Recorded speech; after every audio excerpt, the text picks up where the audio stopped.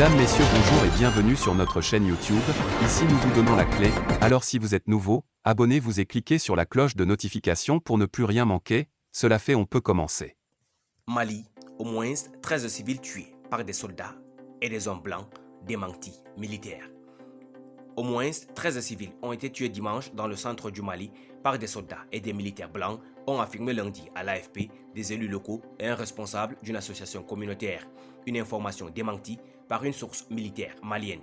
La France, les Occidentaux, les États-Unis accusent la junte malienne de s'être adjoint le service de la société de sécurité russe Wagner aux agissements décriés.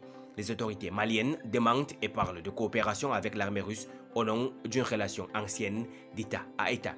Dimanche, à Guélédié, dans le cercle de Tenenkou centre, les militaires maliens sont venus en force avec des militaires blancs. Il y a eu des coups de feu et des arrestations. On a compté au moins 13 morts, a déclaré à l'AFP un élu local sous couvert de l'anonymat. L'information a été confirmée par un autre élu local, également sous couvert de l'anonymat.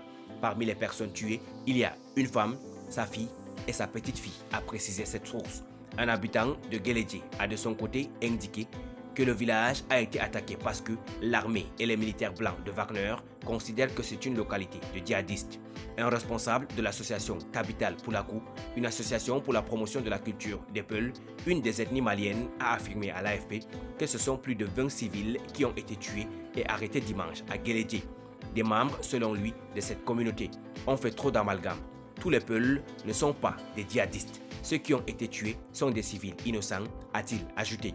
Ces informations ont été réfutées par une source militaire malienne. Nous rejetons catégoriquement ces accusations, a indiqué à l'AFP cette source. Le Mali est plongé dans une profonde crise sécuritaire, politique et humanitaire depuis le déclenchement d'insurrections indépendantistes et djihadistes en 2012 dans le nord. La sous-secrétaire d'État américaine Victoria Nuland, de retour du Sahel, a déclaré le 26 octobre que la sécurité s'était considérablement détériorée au Mali depuis que la junte a fait appel, selon les États-Unis et leurs alliés, aux mercenaires de Wagner en 2021.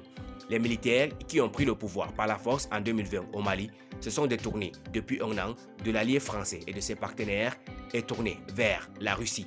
Le gouvernement affirme avoir inversé la tendance sécuritaire et avoir mis en débandade les groupes djihadistes. L'armée malienne est de longue date accusée d'exactions, y compris par la mission de l'ONU déployée dans le pays. Les autorités assurent au contraire veiller au respect des droits humains et diligenter des enquêtes s'il y a lieu. Mais les résultats de celles-ci ne sont presque jamais rendus publics. Merci pour votre aimable attention. Si vous êtes nouveau, n'oubliez pas de cliquer sur la cloche de notification et de vous abonner à la chaîne. Merci, à très bientôt pour une nouvelle vidéo.